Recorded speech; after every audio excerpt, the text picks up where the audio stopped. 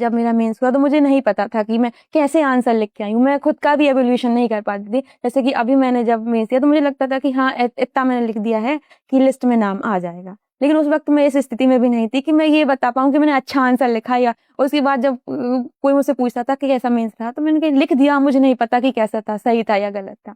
तो वो मेंस मेरा फिर नहीं हुआ सर। और फिर उसके बाद मैं बहुत रोई कि मेरा मेंस क्यों नहीं हुआ। तो फिर जब मार्कशीट आई तो मैंने देखा कि अरे! मेरा सिर्फ़ 2 ही मार्क्स से रह गया है, मतलब मैं थोड़ी मेहनत और करती तो हो जाता। तो तब ऐसा लगा कि जो आस-पास के लोग या फिर जो मेरे रिलेटिव हैं, मामा जी लोग, उन्होंने ऐसा कहा कि बच्ची को बाहर भेजो कि अगर मेंस रुक रहा है तो थोड़ी-सी गाइडेंस की कमी है।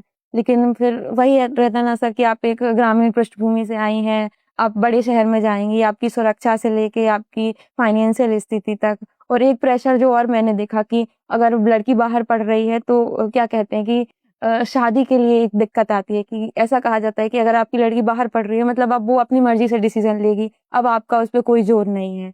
तो आपके लिए मतलब कि एक जो ढाँचा बना-बनाया है ना कि एक पत्नी ऐसी होनी चाहिए जो सारी बातें माने, तो अब वो लड़की स्वतंत्र हो गई है, तो वो आपकी बात नहीं मानेगी, तो अच्छे रिश्ते नहीं आएँगे, तो ये एक डर रहता है। तो इन सबको देखते हुए कि अपने घर से ही तैयारी करो।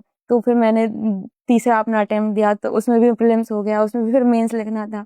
फिर मेंस नहीं हुआ सर, तो फिर मैंने कहा कि क्या दिक्कत आ रही है? फिर 4th अटेम्प्ट में जाके मैंने हिम्मत जुटाई कि अब प्रीलिम्स करना है, मेंस लिखना है और इसके लिए बाहर जाना है।